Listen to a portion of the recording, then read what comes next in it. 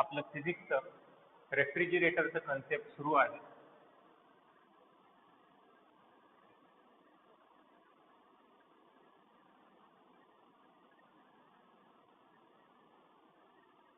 काल आपण डिटेलमध्ये रेफ्रिजरेशन सायकल बघितल्या. रेफ्रिजरेशन सायकल आज आपण अजून स्टेप बाय स्टेप बघू. आपण त्याआधी एनर्जी फ्लो डायग्राम काय असते ते बघू.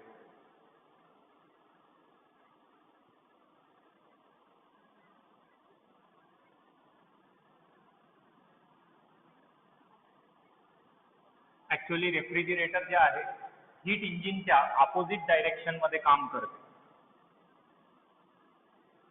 हॉट रिझर्वायर,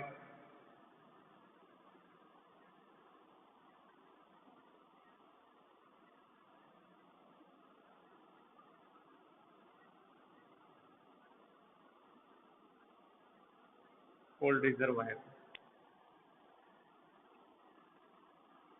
इथं आपलं रेफ्रिजरेटर आहे.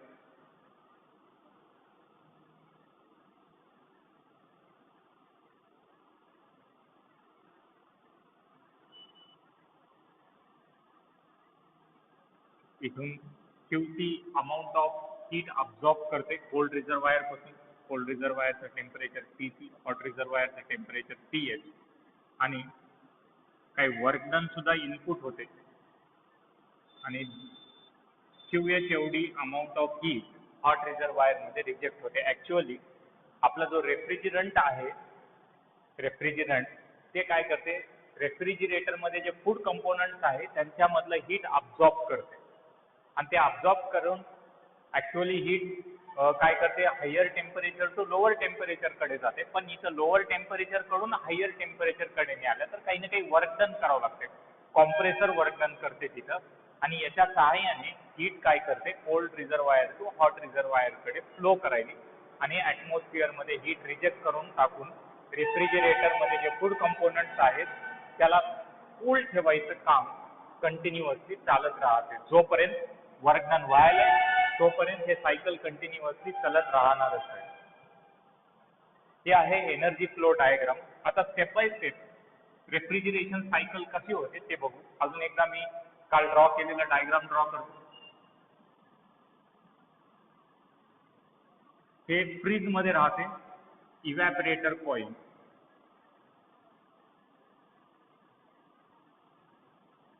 इव्हॅपरेटर कॉईल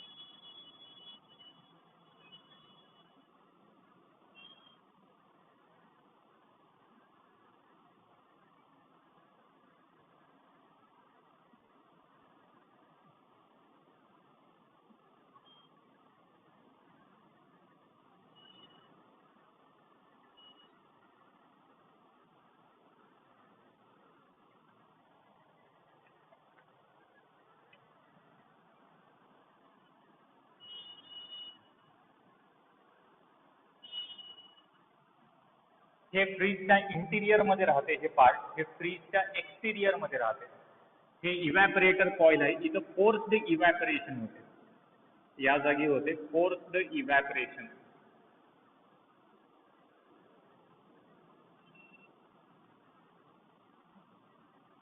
इथं कंडेन्सेशन होते.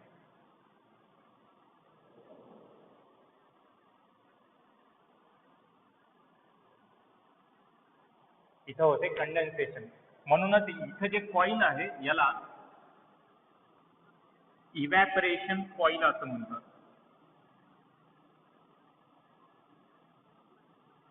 Evaporation coil. आणि या कॉईलला, कॉईल तर तेच आहे, फक्त दोन वेगवेगळ्या जागी त्यांचे कामं वेगळे आहेत म्हणून नावं वेगळी आहेत. Condensation coil.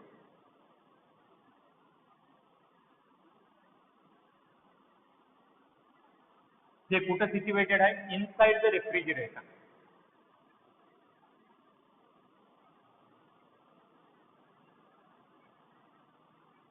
Inside the refrigerator.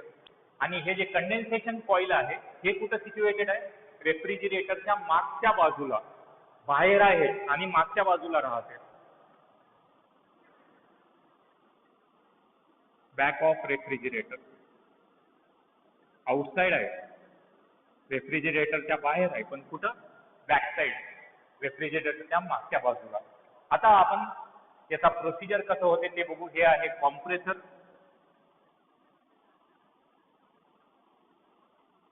हे आहे एक्सपान्शन वॉल्व. या सगळ्या कॉइल्स मधून हे सगळे जे क्लोज्ड ट्यूबिंग आहे याच्यामधून जे फ्लुइड फ्लो करते त्याला आपण रेफ्रिजरंट म्हणतात. काय म्हणतात? रेफ्रिजरंट. ऍक्च्युअली रेफ्रिजरंट काय घेता आपण? क्लोरोफ्लोरोकार्बन घेतात. क्लोरोफ्लोरोकार्बन म्हणून एक रेफ्रिजरंट घेतात. ते काय राहते? मिक्सचर राहते. Mixture of liquid and vapour.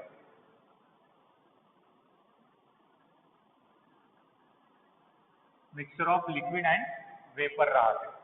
Refrigerant राहते mixture of liquid and vapour equal combination मध्ये. ऍक्च्युअली सायकल इथून सुरू होते, ही रेफ्रिजरंट सायकल. पण आपल्याला स्टेप 1 इथून सुरू आहे, या जागून. इथं स्टेप 1 आहे.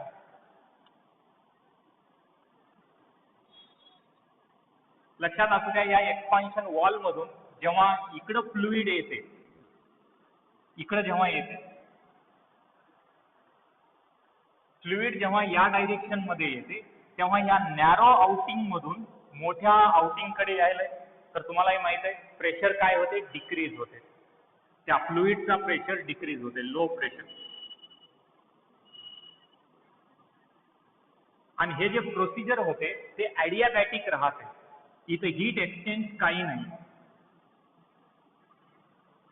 हे जे प्रोसेस व्हायला ॲडियाबॅटिक आहे, काही हीट एक्सचेंज नाही या जागी.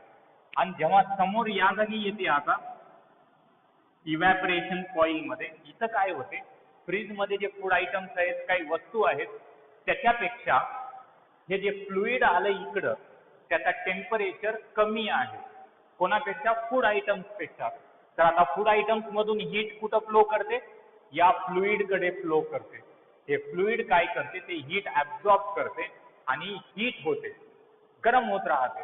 होऊन होऊन ते हे जे फ्लुइड आहे आता लिक्विड फॉर्मॅट मध्ये आहे, ते वेपर फॉर्मॅट मध्ये टर्न होतं. वेपर्सच्या फॉर्मॅट मध्ये टर्न होते इथं, म्हणून तर याला इव्हॅपरेशन कॉईल म्हणते.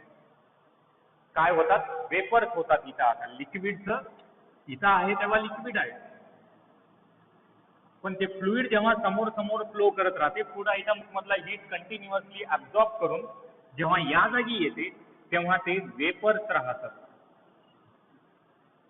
तेव्हा ते काय राहतात? वेपर्स. बट त्यांचं प्रेशर कमी राहते, लो प्रेशर.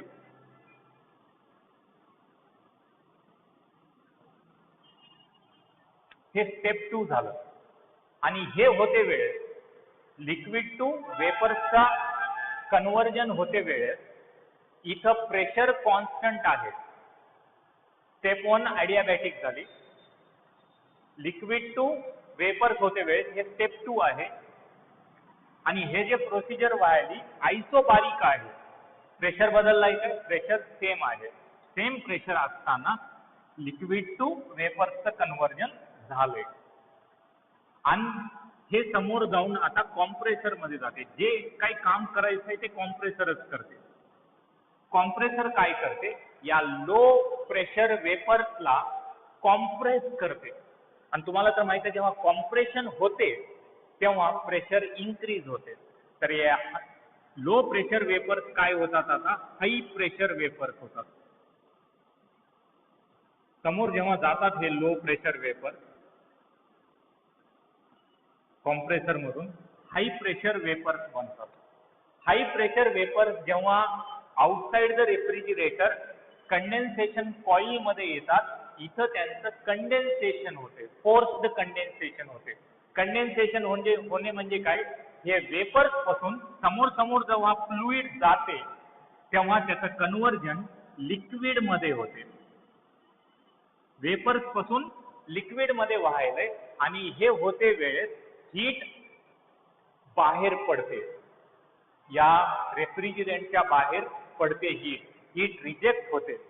हीट रिजेक्ट होऊन ऍटमॉस्फिअर मध्ये जाते. म्हणूनच फ्रीजच्या मागच्या बाजूला जर तुम्ही हात लावलात कुठं तर तुम्हाला जाणवते की तिथं वार्म ऍटमॉस्फिअर झालंय, कारण हीट तिथे येऊन रिजेक्ट व्हायली. जसं समोर जाते हीट रिजेक्ट होत राहते, इथून लिक्विड फॉर्मॅट मध्ये आपल्याला भेटते. पण लक्षात असू द्या, त्या लिक्विडचा प्रेशर हाय राहते, हाय प्रेशर लिक्विड राहते. हाय प्रेशर लिक्विड जेव्हा इथे येते, इथून या नॅरो आउटिंग मधून बाहेर पडते, अजून त्याचा प्रेशर काय होते, लो होते आणि हे सायकल कंटिन्युअसली चालत राहते. हे 4 स्टेप्स मध्ये सायकल होते. हे स्टेप 1, स्टेप 2, स्टेप 3, स्टेप 4 आता बुक मध्ये आहे तुमच्या, तिथून तुम्ही पॉइंट नोट डाऊन करू शकता. मी जनरलाइज एक्सप्लेनेशन इथं दिलो. यानंतर आपल्याला आता coefficient of performance of refrigerator घ्यायचं आहे, COP.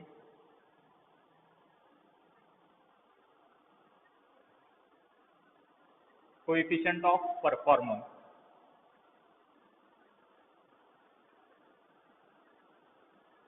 कोइफिशियंट ऑफ परफॉर्मन्स कोणाचं घ्यायला, रेफ्रिजरेटर. त्याला आपण COP म्हणतात. ऍक्च्युअली त्याला कॅपिटल K न डिनोट